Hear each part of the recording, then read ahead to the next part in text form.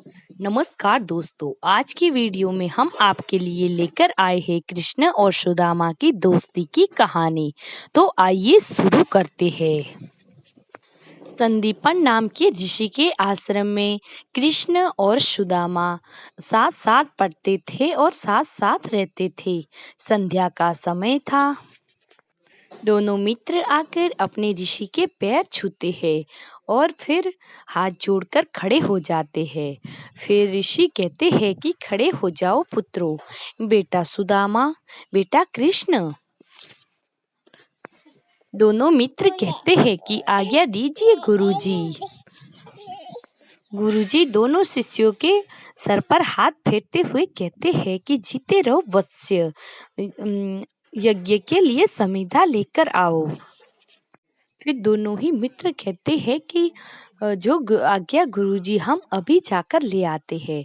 फिर गुरुजी कहते हैं कि बेटा, ज्यादा गोधूली की वेला है, ज्यादा दूर मत जाना और बादल भी छाए हुए हैं, बारिश भी होने वाली है, तो तुम लोग ज्यादा दूर मत जाना, नहीं तो मेरे को व्यर्थ में ही चिंता हो जाएगी।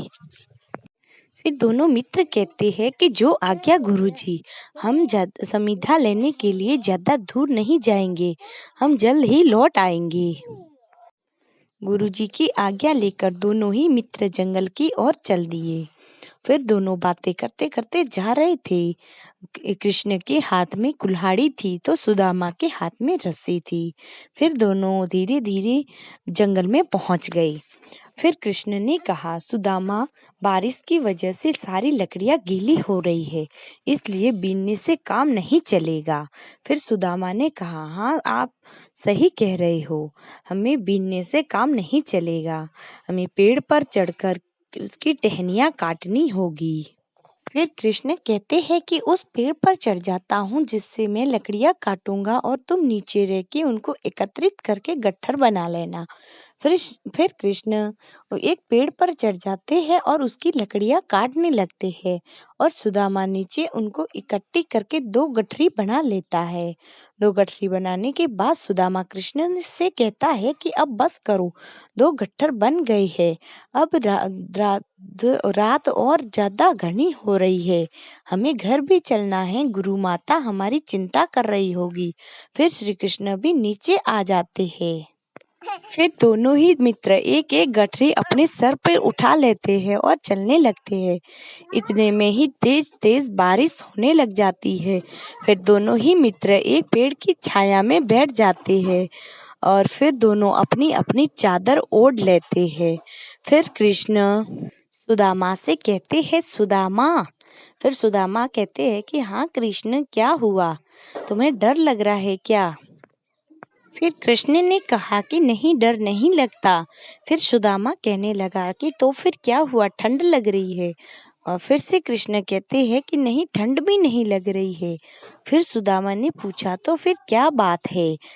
तो कृष्ण धीरे धीरे कहते हैं कि हम गुरुदेव सही कहते हैं, बाहर ले जाते समय कुछ न कुछ खाने को साथ में ले जाना चाहिए।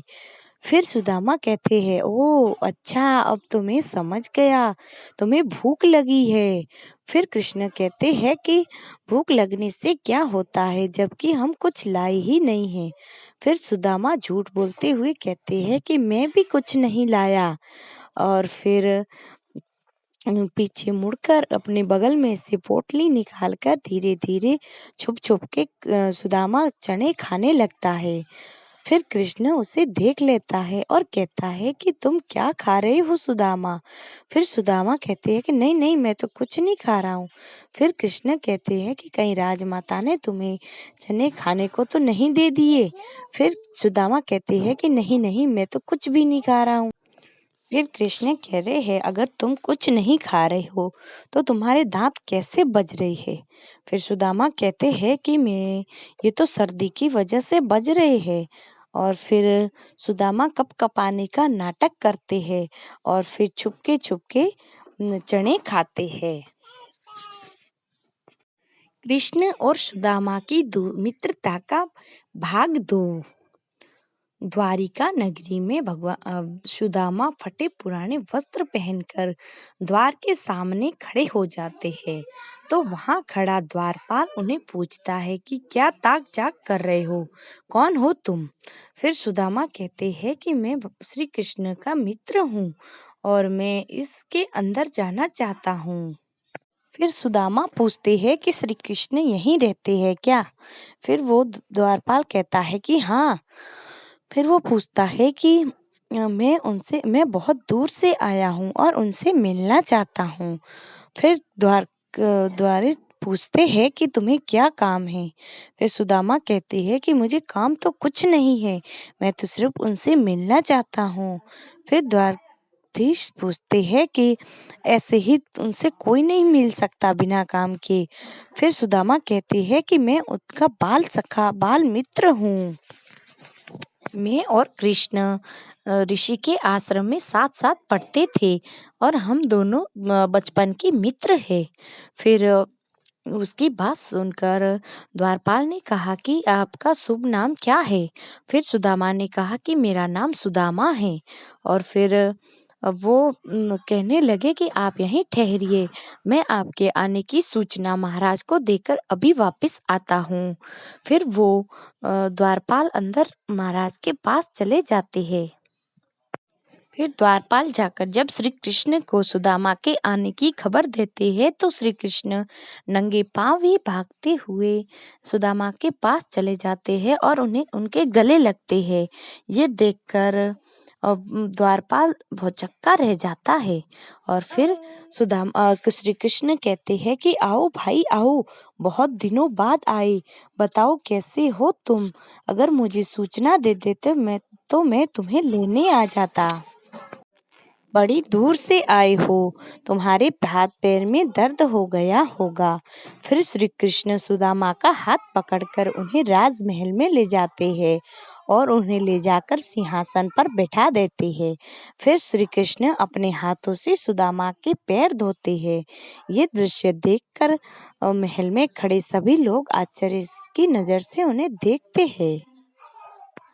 फिर श्री कृष्ण सुदामा से पूछते हैं कि कहो भाई कैसे हो और भाभी तो अच्छी है ना। फिर कहते हैं कि भाभी ने मेरे लिए क्या भेजा है। फिर सुदामा कहते हैं कि वो बेचारी गरीब ब्राह्मणी तुम्हारे लिए क्या भेजेगी। फिर सुदामा के बगल में चावल की पोटली लटक रही है, वो उसको संकोच से अपने कपड़ों में छुपा देते हैं।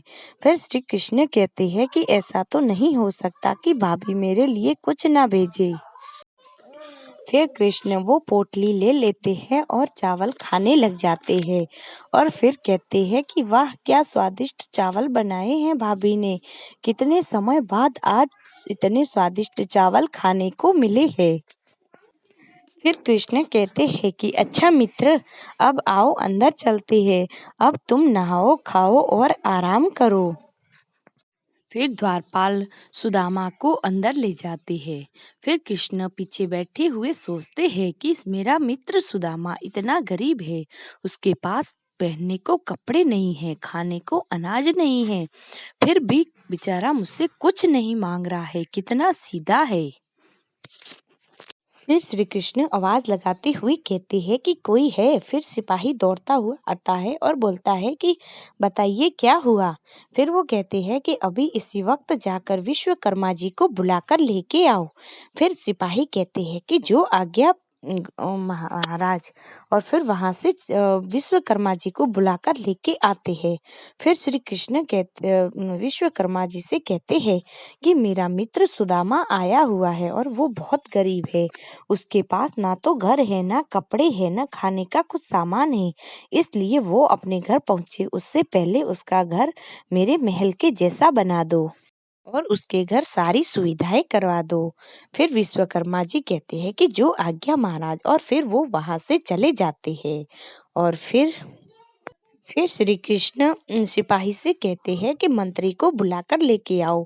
फिर सिपाही मंत्री को बुलाकर लेके आते हैं। फिर श्री कृष्ण मंत्री से कहते हैं कि मंत्री जी, मेरा मित्र सुदामा आया हुआ है, वो मेरे बचपन का।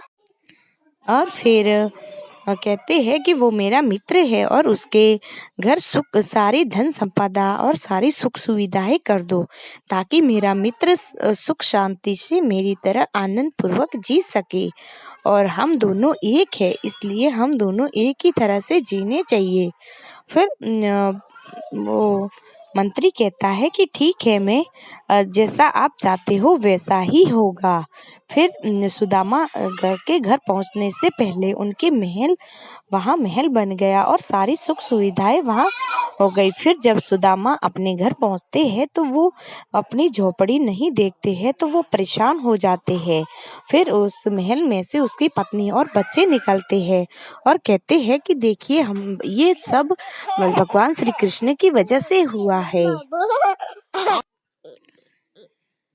फिर उसके घर फिर सुदामा भी सोच लेते हैं कि ये सब मेरे मित्र श्री कृष्ण की वजह से हुआ है। और फिर सुदामा और उसके बीवी बच्चे भी आराम से वहाँ महल में रहते हैं और सारी सुख सुविधाओं का आनंद पूर्वक फायदा उठाते हैं।